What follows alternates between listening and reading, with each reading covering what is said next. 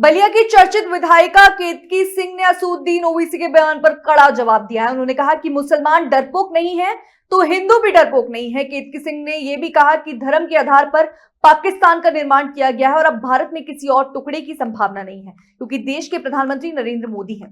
17 तारीख को all India Muslim personal law board और जमीयत उलेमाए हिंद द्वारा जंतर मंतर पर वक्फ बोर्ड अमेंडमेंट बिल के खिलाफ प्रदर्शन के संदर्भ में केतकी सिंह ने हिंदू बोर्ड की भी मांग की। उन्होंने कहा कि वक्फ बोर्ड पर सोची समझी साजिश के तहत देश पर लादा गया है, जिससे हिंदुओं और अन्य समुदाय की जमीनों पर अवैध तरीके से कब्जा किया जा रहा है। केतकी सिंह ने सवाल उठाया, अगर वक्फ बोर्ड जायज है तो हिंदू बोर्ड क्यों नहीं होना चाहिए। उन्होंने स्पष्ट किया कि इस देश में वक्फ बोर्ड हो सकता है तो हिंदू बोर्ड भी होना चाहिए। ये ओवैसी का ये कहना है कि जो मुसलमान पाकिस्तान चले गए थे वो डरपोक थे, हम लोग डरपोक नहीं है।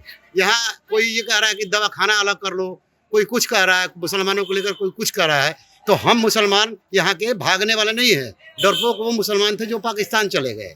मैं ओवैसी साहब के इस बयान में समर्थन जरूर करती अगर ओवैसी साहब इसमें हिंदुओं को भी जोड़ दिए होते, परंतु उनकी सोच को तो कोई बदल नहीं सकता। ये उन्हीं चंद लोगों में से है ना जिनके रिश्तेदार नातेदार 15 मिनट वाली बात करते हैं। तो मैं बता देना चाहती हूँ, उनसे कह भी देना चाहती हूँ कि स्वागत डरपोक नहीं है और अब हिंदू भी डरपोक नहीं है। और एक टुकड़ा इस देश का धर्म के आधार पर पाकिस्तान उन लोगों ने बनवा लिया है, तो अब चैन से रहे, क्योंकि अब अन्य टुकड़े तो इस भारत देश के होने वाले नहीं, क्योंकि इस देश का प्रधानमंत्री नरेंद्र मोदी है। मैडम, जैसे 17 तारीख को ऑल इंडिया पर्सनल बोर्ड में धरने की बात कही है जंतर मंतर पे, वक्फ बोर्ड के खिलाफ जो बिल पास हो जाता है उनकी सारी संपत्तियां चली जाएंगी और तमाम कहीं के नहीं रह जाएंगे। तो क्या आपको लगता है वो एनआरसी और एआरसी की तरफ वहाँ इस तरह का बड़ा आंदोलन करेंगे क्या?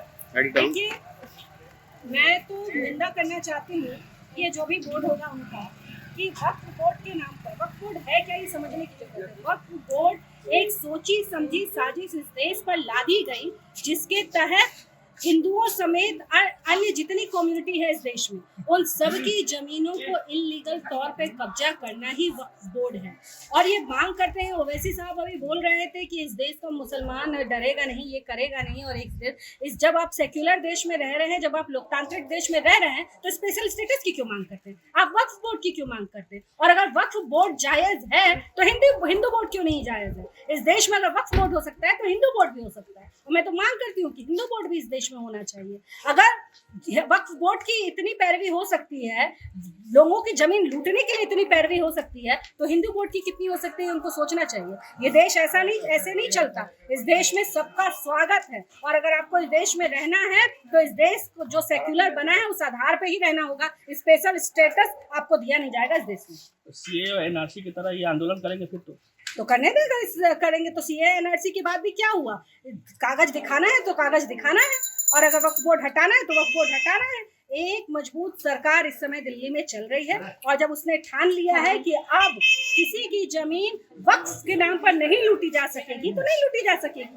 अब इसमें कोई नया ये एनआरसी जैसा कर ले, सीए जैसा जो मन करे कर ले, परंतु वक्फ बोर्ड अब ये देश और नहीं सहेगा।